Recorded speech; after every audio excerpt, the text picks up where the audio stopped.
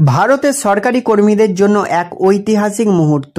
বহু বছর ধরে চলা পুরনো পেনশন স্কিম বা ওল্ড পেনশন স্কিমের দাবিতে এক নতুন মোড় এসেছে।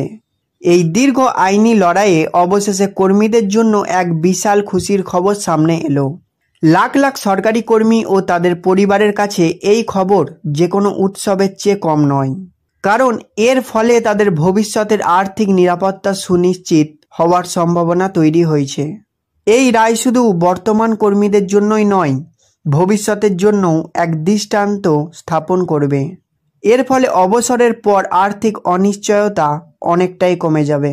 পুরনো পেনশন স্কিম ঠিক কী?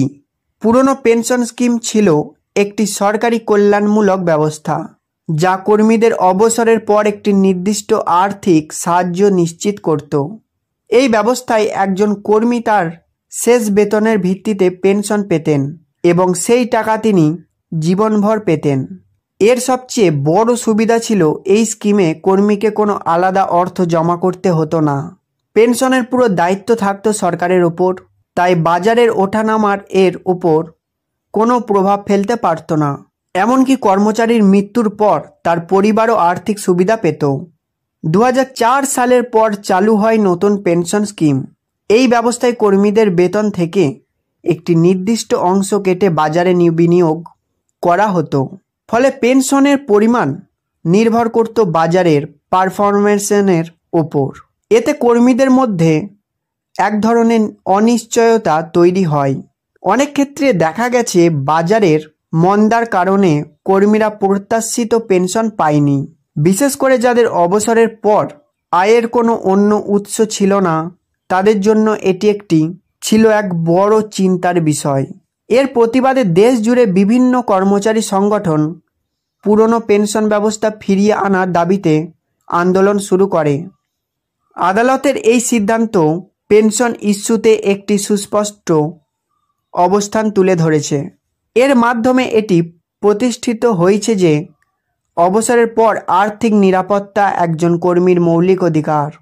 এই রায়ের প্রভাব শুধু কেন্দ্রীয় কর্মচারীদের মধ্যেই সীমাবদ্ধ থাকবে না, বরং বিভিন্ন রাজ্য সরকারের কর্মীরাও এর থেকে উপকৃত হবেন।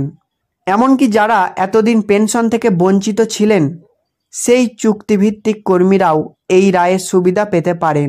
এটি সামাজিক ন্যায় এবং কর্মচারী কল্যাণের দিক থেকে এক নতুন দিগন্ত উন্মোচন করল। নতুন ব্যবস্থা অনুযায়ী কর্মীরা তাদের শেষ মূল বেতনের 50% পেনশন হিসেবে পাবেন। এর সঙ্গে যুক্ত হবে নিয়মিত মহার্ঘ ভাতা, যা পেনশনের ক্রয় ক্ষমতা ধরে রাখতে সাহায্য করবে। যেমন কোনো কর্মীর শেষ মূল বেতন যদি 50,000 টাকা হয়, তাহলে তিনি প্রতি মাসে 25,000 টাকা পেনশন পাবেন। এছাড়াও গ্র্যাচুইটি ও অন্যান্য অবসরকালীন সুবিধা মিলবে। এর সবচেয়ে গুরুত্বপূর্ণ দিক হলো এই পেনশন সারা জীবন পাওয়া যাবে এবং কর্মীর মৃত্যুর পর তার স্বামী বা স্ত্রী পারিবারিক পেনশন পাবেন। এই রায়ে সারা দেশের কর্মচারী সংগঠনগুলির মধ্যে আনন্দের ঢেউ বইছে। দশকের পর দশক ধরে চলা এই দাবির পূরণ হওয়ায় কর্মচারী নেতারা একে ন্যায়ের জয় বলে অভিহিত করেছেন। তারা বলছেন এই সিদ্ধান্ত শুধু বর্তমান কর্মীদের জন্যই নয়, ভবিষ্যতের জন্যও এক নিরাপত্তা বলয় হিসেবে কাজ করবে।